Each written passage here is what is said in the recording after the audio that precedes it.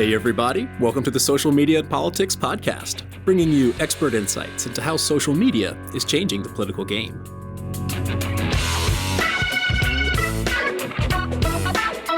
I'm your host, Michael Becerra, Assistant Professor in Communication and Media at Lund University. Remember, you can follow the show on Twitter at SMNP Podcast or visit us on the web at socialmediaandpolitics.org.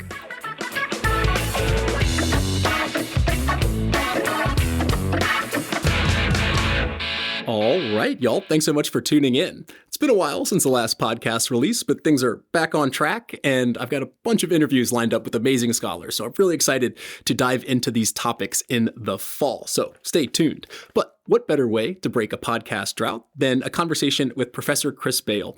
He is a professor of sociology and public policy at Duke University and director of the Polarization Lab at Duke. And Professor Bail is one of the world's leading researchers on political polarization and social media.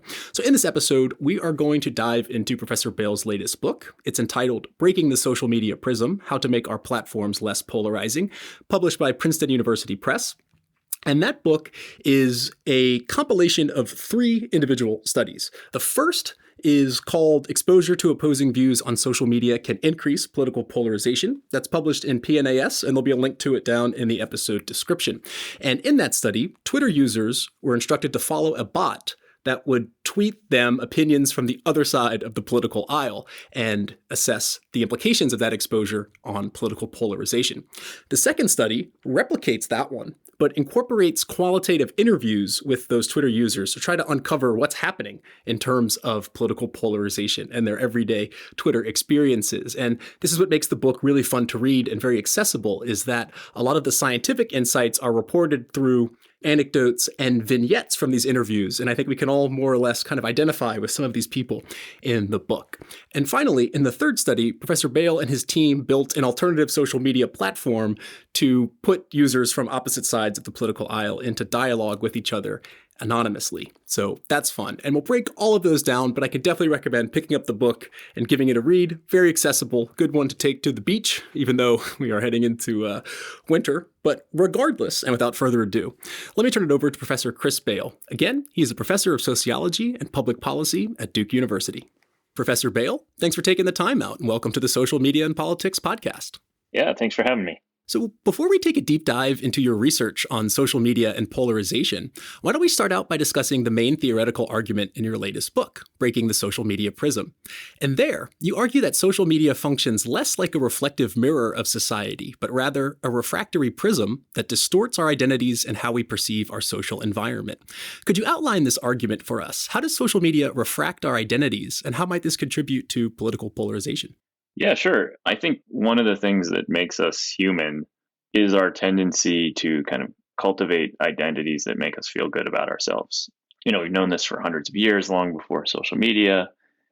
And we know that people, especially young people, tend to kind of read their social environment and look for clues about which sort of presentation of themselves, which sort of identity is resonating with other people. And so I like to actually even think of it as kind of like a process of social experimentation. You know, we're all kind of constantly trying to figure out, you know, how to fit in and really looking for clues in other people about who we are. And so, you know, the argument of the book is really not so novel in that respect, because that idea is as old as probably Cooley in the early 20th century. But I think the interesting question is kind of, how does social media change that fundamental process of how we experiment with our identities? And I think it basically does it in 2 ways. The first is that it gives us a much broader palette to experiment with. You know, so on social media, we can be basically whoever we want on some platforms. Of course, other platforms require more kinds of identity verification, but at the very least, we can kind of selectively share information about ourselves. And then on the other end, we have a very powerful mechanism to monitor what other people are thinking about us in the form of like counts, follower counts, and so on. And so I think social media has really profoundly begun to shape the way we construct our identities. And this argument, I think, may even transcend politics, which is really the subject of my book and your podcast. But of course, it's particularly important in politics because then the questions kind of become, well, what kind of incentive structure does social media create for identities? And the argument I make in the book is essentially that it's created a situation where a small number of people with relatively radical views enjoy a disproportionate voice in most social media discussions. And that's not entirely new. There's a lot of other research that kind of documents that. What's important and where this prism idea becomes particularly powerful, I think, is when we realize that that small minority of people becomes misunderstood as what most people are like. So if you're a Democrat, your modal experience interacting with a Republican in the US is with someone who's pretty extreme. And then you can confuse that relatively extreme person with most people on the other side and misunderstand the other side as much more extreme than it really is. And so the reason I call this book Breaking the Social Media Prism is to try to capture that dynamic, that we have to get past this kind of fundamental misperception. I think is relatively inevitable given the way that our platforms are currently structured. Definitely. And I'm really looking forward to diving into these different aspects in detail, because to support this argument, in the book, you report findings from 3 studies, and I'd like to walk through each one of those individually. And the first is a field experiment conducted on Twitter, where participants followed bots programmed to expose them to opinions from the other side of the political aisle. So could you discuss the design of that study? What did you and your team set out to test, and how did you design these bots to make sure that participants were exposed to political viewpoints from the other side? Yeah, I mean, this was a surprising study to us. It was somewhere around 2016. The world had just seen, the election of Trump, the Brexit referendum, and a number of other sudden events that I think surprised people. People felt like they didn't see it coming, and of course, the idea of social media echo chambers, which I think is a very popular narrative about how social media polarizes us, seemed to provide a pretty tidy explanation of why this happened, right? If you are a Democrat in the United States and you were, or let's say, an anti-Brexit voter in Britain, and you were surprised by the outcome of Trump or Brexit, it's probably because you were only listening to people who already share your view. And if only social media hadn't segregated us into these kind of echo chambers, or sometimes they're called filter bubbles, to capture the kind of algorithmic reinforcement of selective exposure to the same kind of political information, then you would have known that large numbers of people supported Trump and supported Brexit. So, I kind of shared this view and thought, what if we try to do some research to try to take people outside their echo chambers? Perhaps they'll become more moderate. On the other hand, we also knew of a parallel stream of research, especially in the realm of misinformation research, had suggested that trying to change people's views can have these kind of counterintuitive or backfire type of responses. And so we wanted to kind of put those two theories against each other, and we recruited about 1,200 Republicans and Democrats in the US who use Twitter relatively frequently. And we offered them up to $28 to follow an automated account that they were told would retweet 24 messages a day. Now, they weren't told what those messages would be, but gradually over the month-long study period, we began to turn up the volume of political messaging from the other side. And this included politicians, journalists, advocacy groups, other kinds of pundits that we had identified through some kind of systematic sampling of the Twitter sphere to see what happens when you take people outside their echo chamber. And so for 1 month, people were getting about 24 messages a day that we think they probably wouldn't have gotten otherwise. And of course, we hoped this would make them more moderate. And unfortunately, what we discovered in that study was that exposing people to the other side didn't seem to make them more moderate. In fact, especially for Republicans, it seemed to make people much more extreme. And so we spent a lot of time after that study trying to figure out exactly why that happened. Right. And just maybe to quell some of the skeptics out there who haven't read this study, how do you know that people saw these actual accounts? And I think it's important to say that you also tweeted, especially towards the beginning, pictures of cute animals that then people were asked about which animals they were so that you could be sure that they were exposed to the treatment, right? Yeah, that's right. Yeah, exactly. Yeah. Truly adorable creatures. Yeah. Unforgettable. But as the the political messages from the other side were ramped up, you find that Republicans and Democrats actually got more entrenched in their previous opinions, not more tolerant to the other side. And I think that goes against what research from deliberation theory would say, which is that, when people are exposed to other opinions, they tend to be more tolerant of those, or they moderate their own beliefs. And so I think it's a really kind of puzzling set of results. And we'll get more into your follow-up studies in a second. But I wanted to ask about your general thoughts about polarization as a concept, because I think what you find in this study is evidence for the ideological polarization, which is when people become more extreme and their ideologies move towards different poles. But there's also this idea of affective polarization, which is more about animosity and hatred. There's also, I've heard of values polarization and attitude polarization. And so I'm wondering how you view the concept of polarization. Are these different construals useful for science, or are they leading to a conceptual stretching of the idea? Yeah, it's a really good question. I was fortunate to be part of a team of researchers who wrote an article in Science on what we call political sectarianism. It was really about political polarization. And we tried to kind of step back and look across different disciplines, political science, social psychology, sociology, and several other disciplines, to try to see, what are the big trends, and what are the root causes, and what are some possible solutions. And, in doing that large scale interdisciplinary review, we discovered, like you, that, there's so many different definitions of polarization. And you're right that in this study, the primary focus was on what's often called ideological polarization, what you think about issues, immigration, gun control, inequality, whatever. But there's this other, perhaps more sinister form of polarization that you called affective polarization. And here the idea is essentially that, independent of what you think of the issues, you may develop negative attitudes towards opposing partisans, just based on their personhood.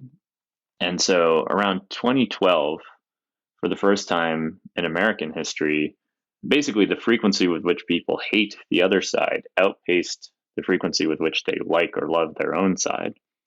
And that's pretty concerning, I think, when you're thinking about something like deliberation theory that you mentioned earlier, right? The idea here is that when people are put in the same room around a table and asked to figure out a problem, they tend to do well. This kind of like local democracy thing, at least in some of these early studies by the Stanford political scientist James Fishkin and others, and of course there's a deeper intellectual tradition there too, going at least as far back as Habermas. But I think the really important question is, how do you get people to sit down at that table if they've become so hateful towards each other that they really, tend to avoid each other in social spaces, right? I mean, one of the really startling things, some of the research that's come out since I published this book, looking at residential segregation, now a majority of Republicans and Democrats in the US are living in areas where they will seldom or never encounter someone with opposing political views, according to Ryan Enos, a political scientist at Harvard. So, I think that there certainly are many dimensions to polarization. I might even add to your typology kind of cultural polarization, looking at, we have evidence that Republicans and Democrats are watching different movies and listening to different music, and even dating each other less frequently, which has serious implications for demography and then kind of the future of what's often called partisan, sorting, or the way that our party identities come to take primacy over all else. So I discussed some of this in the book, and in some of the later experiments do really try to probe this affective dimension of polarization too. Yeah, it's interesting because I think polarization, more than anything, is kind of an outcome state, right? There's a threshold at which something becomes polarized or not. And then the question is really about getting at the mechanisms underpinning that are driving that polarization. I think that's exactly what you do in your second study that you discuss in the book. And in that case, you replicated the experiment with the bots. So programming bots to show partisans counter-attitudinal viewpoints or views from the other side.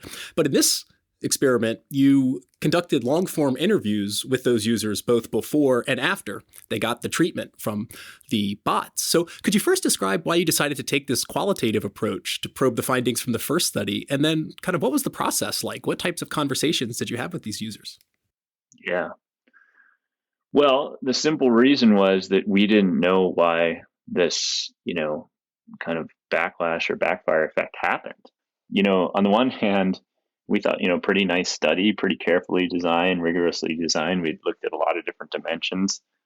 We also had, relatively massive amount of information about these people, 2 different surveys, everything they ever tweeted, their follower list, what they had for breakfast each morning. Okay, maybe not that, but we had a ton of data on people. So you'd think, especially, emboldened with the tools of data science and machine learning, that we should be able to kind of find some kind of smoking gun in these data that would let us, figure out what was driving this somewhat counterintuitive finding. And we were just left scratching our heads, even though I think it was 8 or 9 of us on that original paper, again, working for more than a year, couldn't really figure it out. And though a lot of my career has been focused on quantitative and computational techniques, I'm actually the grandchild of Pierre Bourdieu, the great skeptic of survey research. And Bourdieu, of course, famously said, that the public opinion research is just a representation of the public, and it's not actually what the public thinks, and you're measuring how people respond to survey researchers and so on and so forth. But, more broadly, I realized, we just don't have a lot of great research from the point of view of social media users. That's not categorically true. We've got great, inductive work, ethnographic work, qualitative work, but rarely do we get to look at both the 30,000 feet view from quantitative data as well as the qualitative data. And so I wanted to try to do that. And we set out, like you said, to do these interviews and got to meet the people behind the survey responses. And it was enormously illuminating. We got to ask some questions like, tell me about the last time you logged on to your favorite social media site.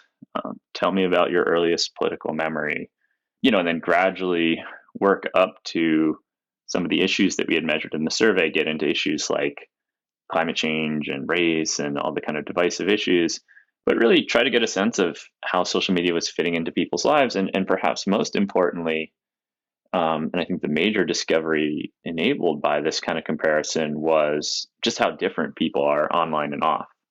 And really, I remember coding one interview late one night, thinking, like this is the big finding here, and that was the moment I came up with this idea of the social media prism. I didn't get to the breaking part till later, but much later actually. But yeah, this really yawning gap between social media and reality, which I think we all know exists. You hear people say Twitter is not real life, Facebook is not real life, but we all quickly act as if it is, and we forget because we're so habituated to these systems. So yeah, really, it was an amazing opportunity. I'm very grateful to all the people who took time out of their lives to talk to us and to let us get to know them. Yeah, and I think that's one of the fun parts of the book and what makes it so accessible is that it's a lot of reporting about these interviews and kind of who the people were online versus offline. I remember one case was, someone who in the interviews was super polite, but then I think you write in the book that you were just surprised at how, vitriolic this person's tweets were. Mm-hmm. So it really can be, if you're just looking at the social media data, you might have a projection about who these kind of trolls are on the internet, but it doesn't seem to actually match up that way in real life. Yeah, exactly. Yeah, that was a pretty stunning case. This particular individual I called Ray in the book, although there's many others that we met who are similar to this guy. And, you meet him and he's very polite and goes out of his way to say he's, he doesn't like to talk about politics and he's not racist and this, that, and the other. And then we go to look at the Twitter feed that he produces each night, and it's filled with the most vitriolic, partisan, really unspeakable stuff. It made me question my resolve to do research in this area. Let's put it that way. I mean, that bad. And then this question arises: how do you, for what reason does he transform each night, seemingly from Dr. Jekyll into Mr. Hyde? And that's really where we got into the deeper kind of social psychological motivations that we think propel polarization, which are namely status.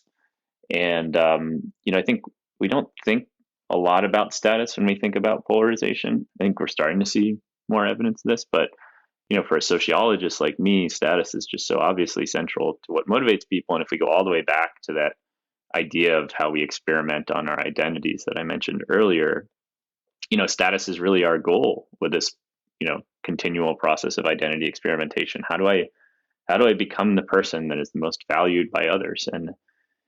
And so for people like this individual Ray, what we discovered is he really has no source of status in his offline life. He leads a really, I really actually felt bad for the guy after hearing from him. And online, in contrast, he's created this completely different reality where, even if he's getting likes and follows from other relatively extreme social outcasts, there's a kind of belonging there that is, I think, what so many people are striving for, particularly in this era where social inequality is skyrocketing, and really, we're losing those opportunities to gain kind of meaningful connections offline. And so, the problem is that people like Ray tend to become increasingly extreme because we think they get a lot more engagement and likes and follows the more extreme they become, and creating this kind of almost like, what Max Weber called church sect theory. The sect always has to go further than the church, almost by definition, to prove its bona fides. And I think that's how a lot of internet radicalization and extremism happens. Mm. Yeah, and you just touched on it, but I think one of the key findings for these interviews that you discuss throughout the book is this key behavioral difference in how extremists and moderates discuss politics on social media.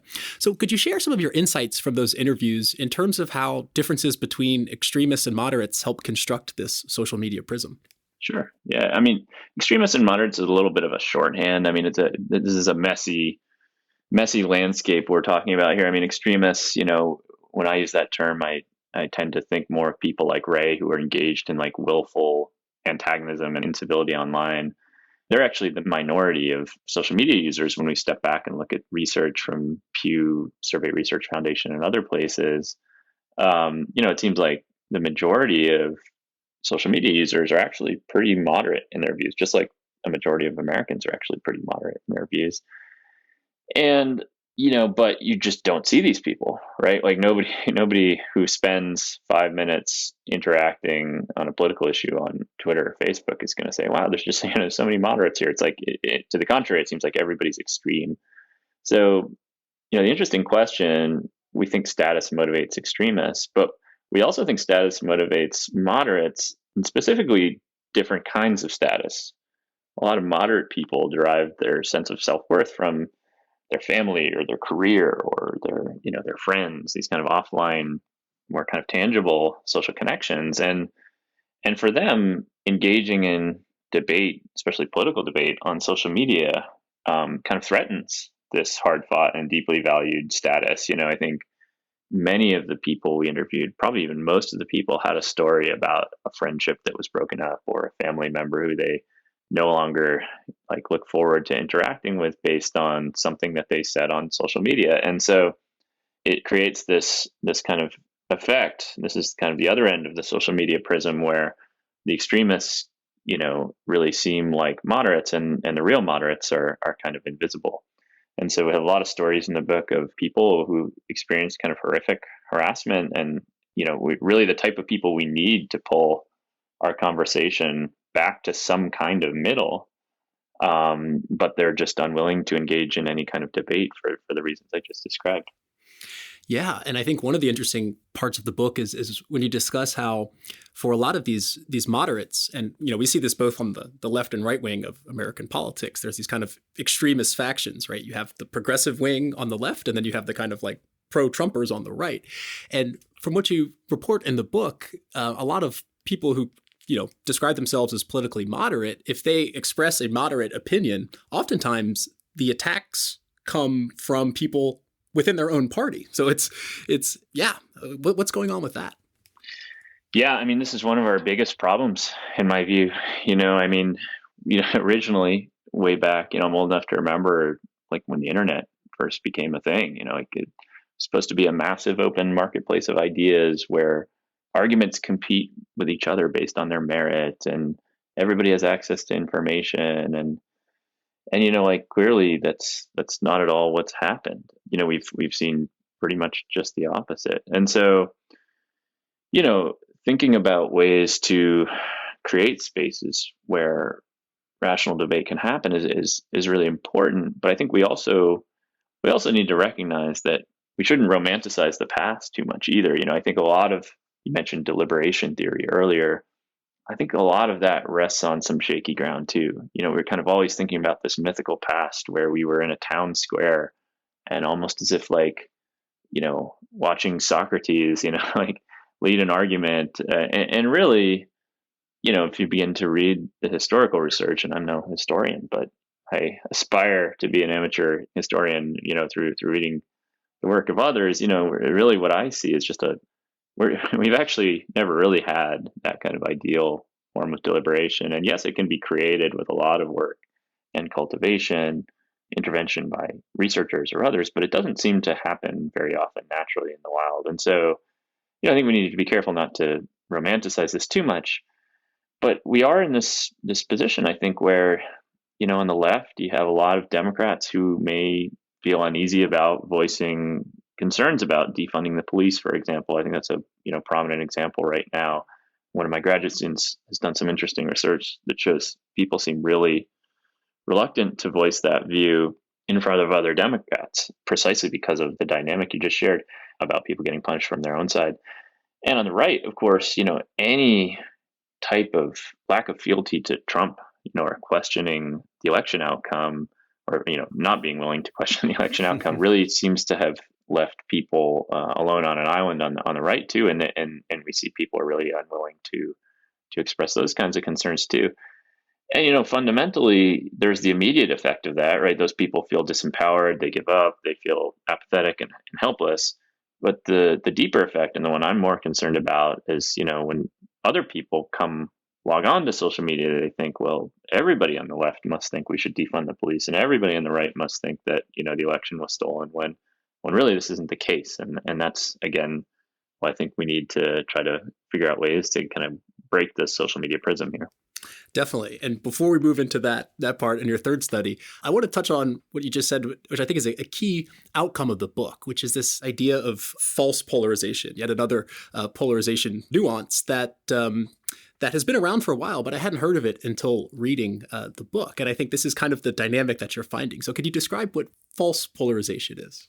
Yeah, and you're right. This idea has been around for a long time. There's a lot of great research going all the way back to the 1980s. In fact, even back in the 90s, a lot of people were concerned about culture wars, and back then it was, abortion and welfare. These are kind of the issues that seemed, if you read media coverage of the issues, kind of intractable, and that, America was just on a collision course.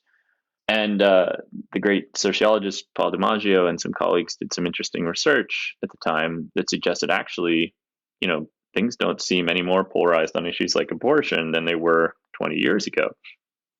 And so there's already evidence a long time ago that perceptions of polarization were out of step with actual political divisions. And then around the same time, some researchers at Harvard began kind of a clever study where they asked a bunch of undergraduates, what do you think the other side thinks about different issues? And what do you think your own side thinks? And what they discovered, which has now been demonstrated across a lot of different settings, is that people tend to exaggerate the ideological extremity of the other side and minimize the ideological extremity of their own side, which makes everyone feel more polarized. And there's evidence of this in media and, kind of legacy media or newspapers and television transcripts, some good research that shows that exposing people to even journal articles or newspaper articles about the breadth of polarization makes them feel more polarized. There's a great book by Jamie Settle called Frenemies, which demonstrates the breadth of false polarization on Facebook too. And so really, I was just trying to lay another brick by linking this to perceptions of status and broader theories of politics and technology. But yeah, we see time and again that people exaggerate the extremity of the other side. The good news is that correcting these types of misperceptions, false polarization, either about issues or about what the other side thinks of your side, getting again into that affective dimension, seems to really improve polarization. It makes people think the other side is more reasonable, less volatile, and more eager to compromise. So, so much of getting past polarization on social media, I think, requires developing solutions to false polarization and thinking about how we can break out of this prism that leaves us all feeling more polarized than we really are. Yeah, it's also interesting for me, who's an American but doesn't live there. If you just listen to the media reporting, you look on social media, it sounds like everyone's at each other's throats. And you actually go to the U.S. and people are generally pretty cool. You don't really see that in day-to-day life. Everyone's like talking on the bus, whatever. It's always just funny right. kind of disconnect there. So I think that argument really stuck for me as well. But let's go into your third study, where in the first two, you're observing this phenomenon, you're looking into the mechanisms that might explain it. And so what you decided to do was to build an alternative social media platform that would remove some of these status-seeking mechanisms that you argue might contribute to this ideological extremism. And that leads us to this experiment around a platform called Discuss It. So could you describe Discuss It for us? What was kind of the key concept behind it? What features did you include and not include? And then how did you actually go about building the platform? Yeah. Well, what we would have loved to do is run a series of follow-up field experiments to try to kind of help people overcome this status seeking and identity dynamic that we think is kind of filtering and preventing people from really connecting across party lines. And we would have liked to have said, hey, Facebook, let us, for example, make people anonymous and see whether that makes things better or worse. And some of the research here was kind of interesting because on the one hand, we knew about, people like this guy, Ray, who are so clearly hiding behind the guise of anonymity and saying things they would never say in real life. And that's an obvious negative. But on the other hand, anonymity gives us the freedom to explore unpopular ideas outside of social pressure from either the other side or, as you were saying earlier, our own side. So if you have complicated views on race and policing, for example, you might not want to talk about them if your identity is linked to it because, you might get harassed or otherwise, you might have some negative outcome. But in an anonymous format, well, maybe you would actually share your views. And so we wanted to be able to do a field experiment where we could kind of turn on and off anonymity. And to do this, we actually, as you said, we had to create our own social media platform. Which required quite a bit of work, everything from creating a legally licensed corporation to staffing a user support, team during the study itself. I can't recommend this type of study for those who are not ready to get their hands dirty, let's say. But the payoff is pretty cool because you get to control, any feature of the platform and really try to see what happens when you experiment on the guts of social media. We can only do so much at the user level. What if this incentive structure that I was discussing earlier, where, we've incentivized this radicalized behavior, what if fixing that requires changing the incentives? And so, this is a research paradigm that we're continuing to work on now in the Polarization Lab, and hopefully we'll do a number of future studies. But basically, what we discovered, is somewhat counterintuitively that putting Democrats and Republicans, once again, a large group of people who recruited, we asked them if they would help us, quote, test a new social media platform. And then we had them, unbeknownst to them, they were discussing an issue such as immigration or gun control with a member of the other party. And what we found is that people who participated in these anonymous discussions became much, much less polarized, and especially Republicans. In fact, Republicans depolarized at a rate of about 6 times that of Democrats. So pretty substantial effects, and again, somewhat surprising. Definitely, because there's a lot of research looking at anonymity as an affordance, for example. Mm-hmm. And it tends to argue that in platforms where anonymity is allowed and users can be anonymous, that there tends to be higher levels of incivility and trolling, presumably because people can't be tied to their identity. So what do you think explains that discrepancy between your kind of controlled experiment and what researchers tend to find kind of in the wild? Well, I think one issue is, in the wild, there's a huge selection effect, right? If we just go onto an anonymous platform and start to look for evidence of incivility, we're going to kind of gravitate towards these horrific cases like 4chan or, Yik Yak and all these other kind of somewhat older cases where, just terrific things happen in these anonymous formats. But we're not actually taking regular people and saying, okay, you go to this anonymous, section and you go to this other one. We're just saying, given that there are a lot of anonymous people on the internet, and let's go look for evidence of how they behave. But we're not asking who are the people and what motivates them to do this. And so if you can take away some of that extremist element, I think, this, like all good researchers, we're still trying to make sense of these findings. But my own take is that, people actually appreciate the opportunity to connect outside of the kind of typical partisan warfare that we're all used to, and I think have become a nerd. The funny thing about this study, in addition to generating a lot of quantitative outcomes, we have a lot of transcripts of chats, what people actually said on the platform. And I actually read all 800 conversations that we had on this platform. And, they're really remarkable. Yes, there are a few that went awry. One in particular that went so badly and became so hateful that we had to shut down the conversation. But the vast majority were really actually very positive. Another example is a couple that actually apparently on our platform, started a grassroots campaign around gun control and suicide prevention. And we were able to see them kind of take this off to Facebook, and others who just, more, now that's an extreme example on the other end, but, the modal outcome, because we measured all sorts of different, dimensions of this, was people saying things like, wow, I didn't think this was going to go this way, or, it was really interesting to hear your views. So these were the type of things that, again, we wouldn't have expected. Definitely. And more in line with this kind of classic deliberative approach, right? That's the right. What we would hope for, but is, as you say, often stands on somewhat shaky ground. But towards the end of the book, kind of armed with all this knowledge, you offer 3 suggestions for how to break the social media prism and ultimately decrease polarization. And this is kind of the $1,000,000 question that seemingly everyone wants the answer to, right? How can we depolarize this mess we've gotten ourselves into?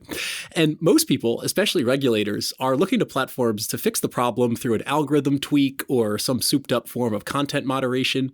But your suggestions focus more on us as individuals. So what can we do to break this social media prism? And what role do you see platforms playing in this equation?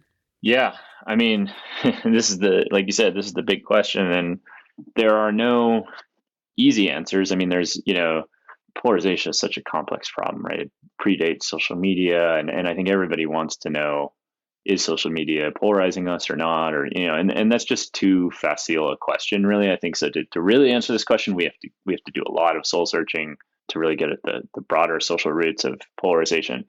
But on social media, I think the good news is there's some relatively low cost interventions that both social media users can do and also platforms can implement to really make things a lot better. So at the user level, there's a simple set of things like, first, learn to see this social media prism, learn to see and constantly remind yourself that the people who you're interacting with are not, not a random sample of the population. They're a group of largely status seeking extremists who are, out to get a rise out of people and are not the type of people who you should be confusing with people on the other side.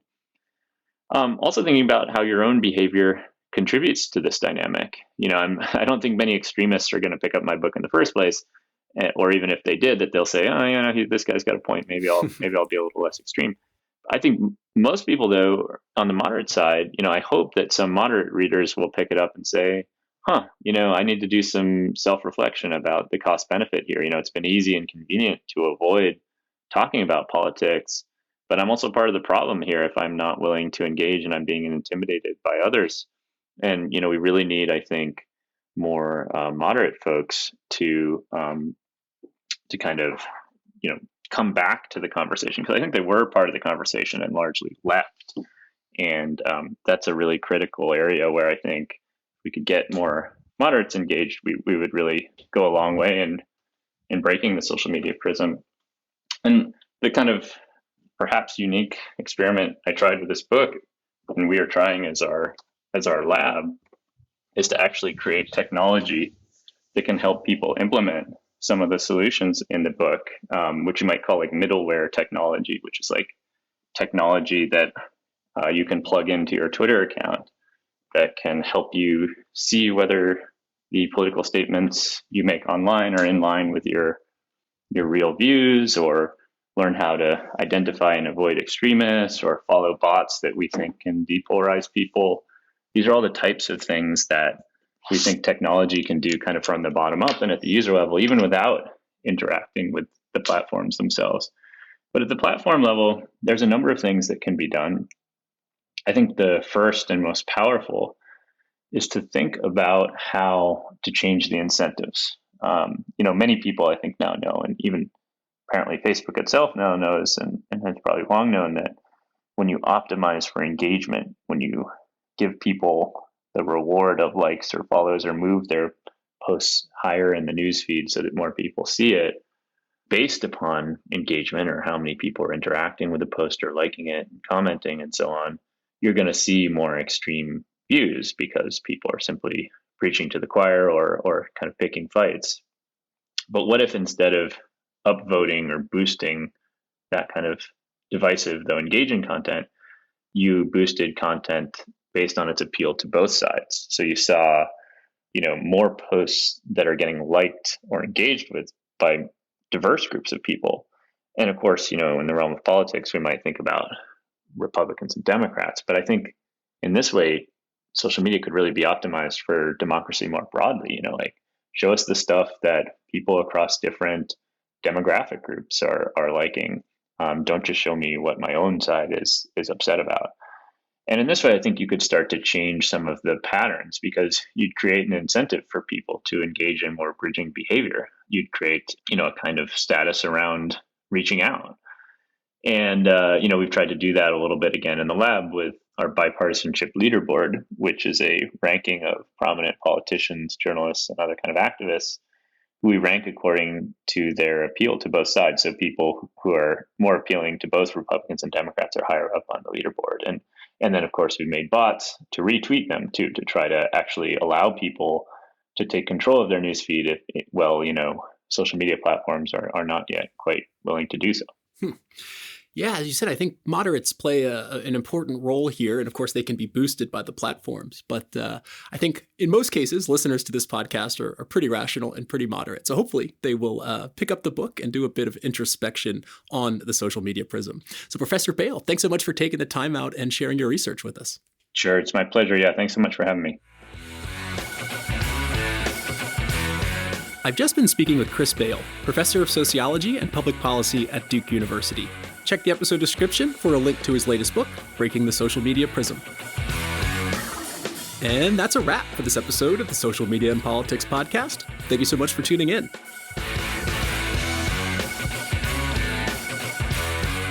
Stay tuned. Got a lot of great academic content coming your way. Everything from how political leaders signal mask wearing on social media to online jihadist radicalization and its backfire effects. So until then, I'm your host, Michael Becerra, signing off from Meltmo.